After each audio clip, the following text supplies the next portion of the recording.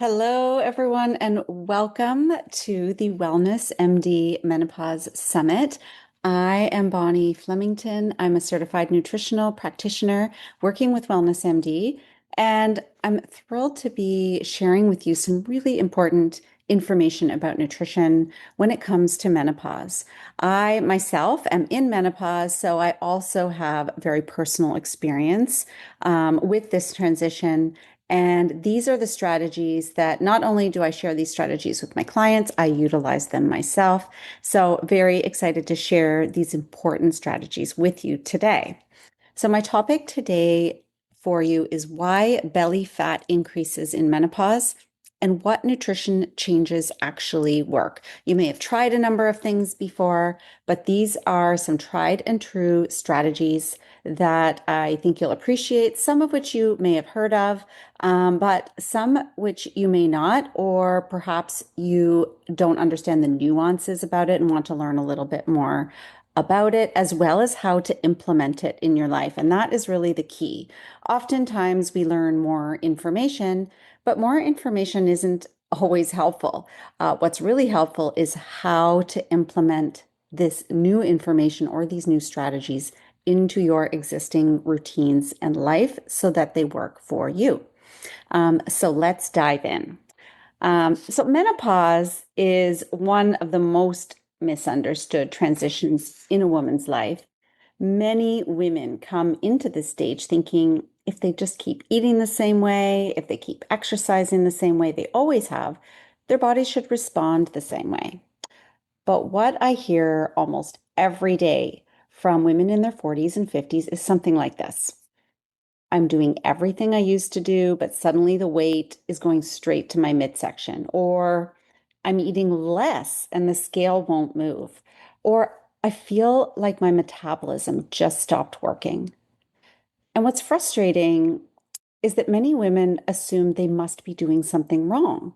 But in reality, menopause changes the way body responds to nutrition. Today, I want to explain why belly fat tends to increase during menopause and what nutrition changes actually work in this stage of life. So, one of the most common things women notice during menopause is a shift in where their body stores fat. Even women who have never struggled with their weight before often notice fat begins accumulating around the abdomen. Along with that, many experience fatigue, blood sugar crashes, stronger cravings, difficulty losing weight, and sometimes brain fog. Many women respond by trying to eat less, cutting carbohydrates, or exercising more intensely, but sometimes these strategies backfire because menopause is not just a hormonal transition, it is a metabolic transition.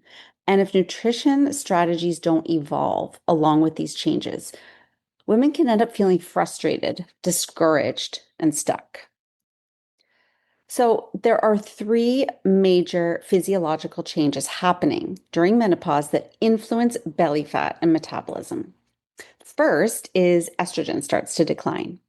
Estrogen plays a role in how the body stores fat. As estrogen declines, fat distribution often shifts from the hips and thighs toward the abdominal area.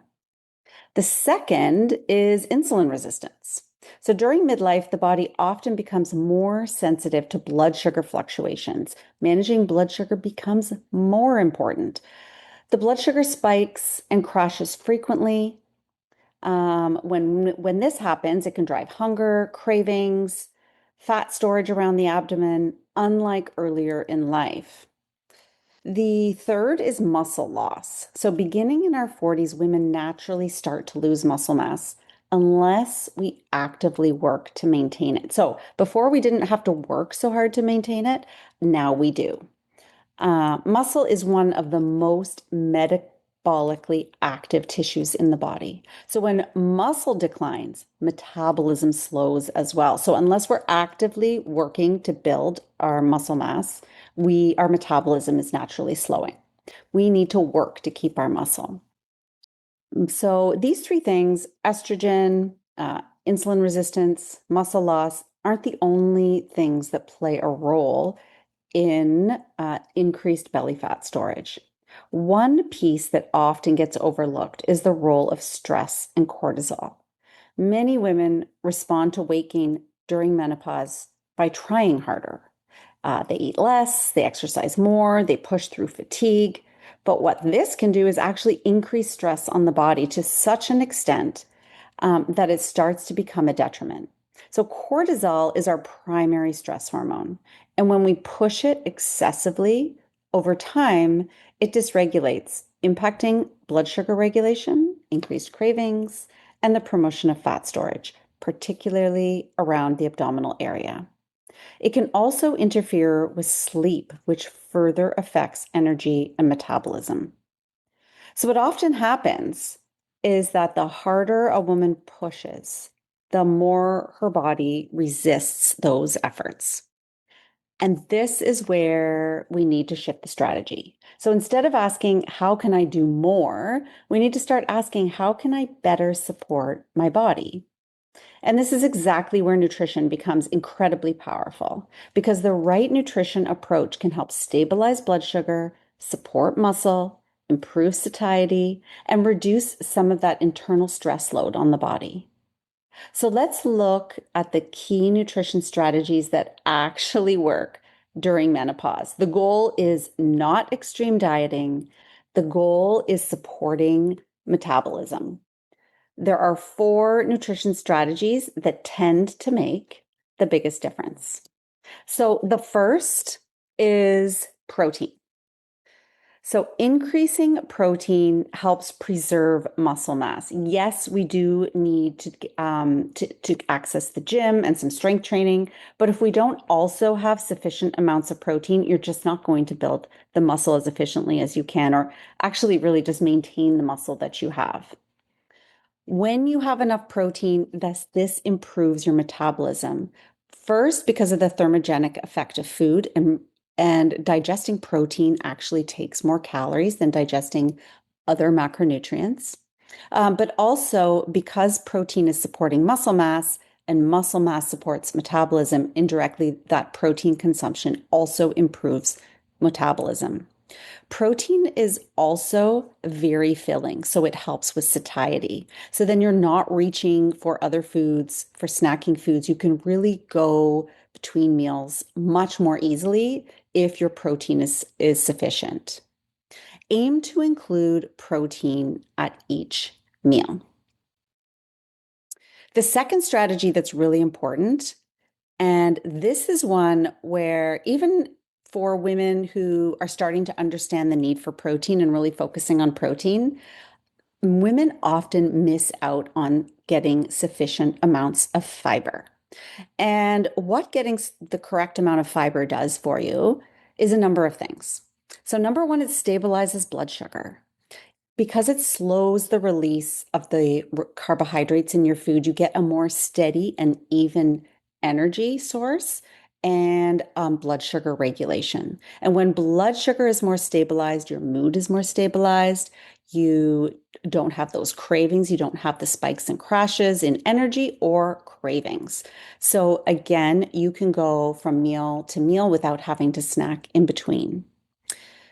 Getting enough fiber supports gut health. This is important food for our beneficial gut microbes, and gut inflammation can be one really key issue that we need to address. Often, if you're either having digestive issues or general inflammation, aches, and pains in the body, supporting gut health is part of the strategy around supporting that.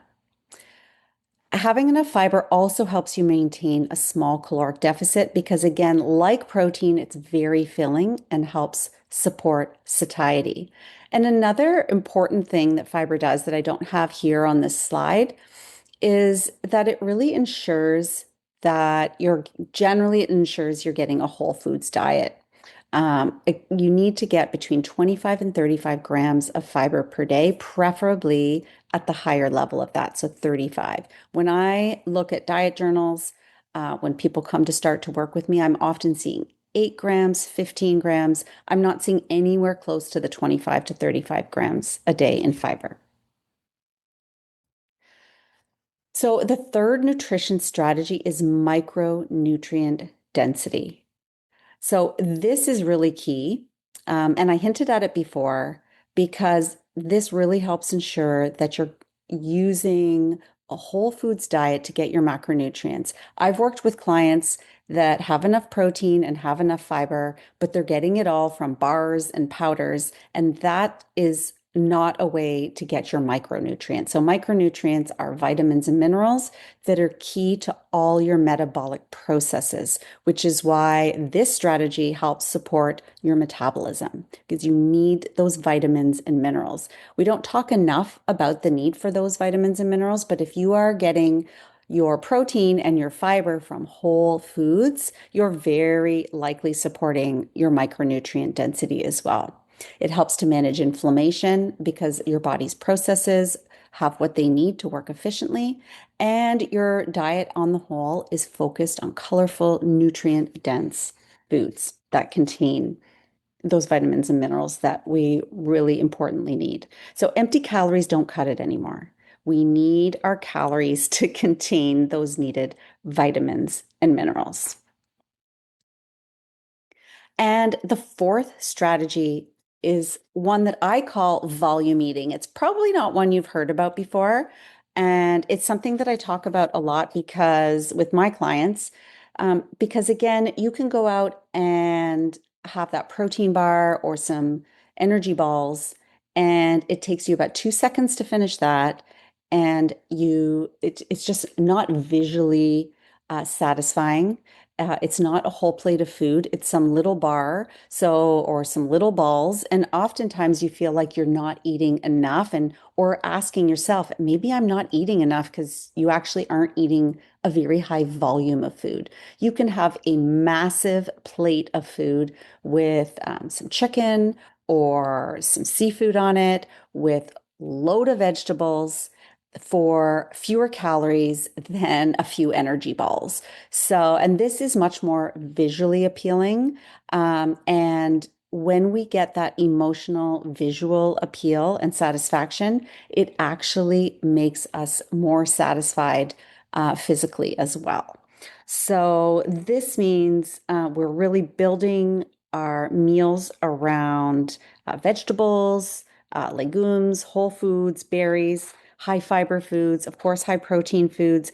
And when women combine these strategies, all four of these strategies, it becomes much easier to maintain that small, sustainable calorie deficit without feeling deprived. So you may have heard that calories don't count at this stage because there's so many hormonal things. Calories still count, but they are not the only thing. You really need to implement all four of these strategies because that's going to allow you to have the small caloric deficit and the strong metabolism needed to optimize your body composition in the way that you want. And this is really key. In menopause, that aggressive dieting does tend to backfire. You don't want a massive caloric deficit. You want it to be small. It's those small, consistent nutrition adjustments that can work incredibly well. So I want to give you a couple of examples, and I have hinted at one of these during my some of the earlier slides. But as a nutritionist with Wellness MD, I work with many women who are navigating exactly the challenges we've been talking about. And my role is to help women understand how to adjust their nutrition to support their metabolism during this stage of life. And this can be very personalized. Because while the strategies can be applied to each person, how we implement it and the changes that you personally need to make are going to be different so that you're aligned with these strategies. So, I'm going to help you optimize your protein and fiber intake, build meals that stabilize blood sugar, prioritize micronutrient dense foods, and create that nutrition strategy that supports a sustainable calorie balance without extreme restriction. it also has to work with your lifestyle and routine. So the specific changes we make and the discussions we have, the strategies we use, the roadblocks that we get around are going to be unique to the individual. As I said, this is not about more information, it's about implementation support. And while you may feel like you've heard much of this before, it's challenging to look at the specific changes and swaps that you need to make and new routines you need to build. The changes might seem simple, but they're not always easy. And that's where my support comes in. Because once you have created new routines around these changes, continuing them then becomes much easier. It's that initial change and transition where most people need help. And we can often achieve this within just a few months of working together. So one of these examples, I remember one woman who came to me feeling incredibly frustrated. She was always very disciplined with her health. She exercised regularly. She felt like she ate reasonably well. But over the course of several years during menopause, her transition, had gained weight around her midsection. She felt like her energy had declined significantly. That's when we discovered that she was really under eating protein and fiber, relying heavily on carbohydrates that were creating blood sugar swings for her, hence the poor metabolic health, cravings, and crashes in energy. So, by restructuring her meals to include more protein, more fiber-rich foods, higher volume nutrient-dense foods, she began to feel fuller, her energy improved, she was able to gradually lose some of that abdominal weight that had been bothering her. More importantly, she stopped feeling like her body was working against her, and that shift alone can be incredibly empowering. Another patient I worked with was having similar symptoms and frustrations, yet she was calculating and getting the exact protein amounts she needed. So she was doubly frustrated that she wasn't seeing results since she was tracking everything all the time. In her case, she was relying on powders and bars and balls to get to her protein goals. She was really missing out on the important micronutrients her body needed to properly function. So when we switched her diet to focus more on real foods rather than processed snacks, even healthy processed snacks, remember, just adding a protein to a bar doesn't make it healthy, right? So while the macronutrients looked good on paper, she was still eating a lot of processed foods. So changing to more of a whole foods diet dramatically improved her body composition and energy levels. I have other examples of women I've worked with where we've made a change that they didn't even realize was an issue, and it was one of the key factors in their transformation. So, this is something that, as I said, is very personalized to the individual, so something that we can work on. So, if you recognized yourself in some of these symptoms and examples, you are not alone. Our team at Wellness MD specializes in helping women navigate this transition. And if you'd like support, you can book a menopause consultation with me through the link on this slide. If you go to wellnessmdhealth.com, you'll find my name and you can book a discovery call with me. So, if today's talk resonated with you, we would be happy to support you because every woman deserves to thrive through menopause. Thank you so much for listening, and I hope you learned something new today.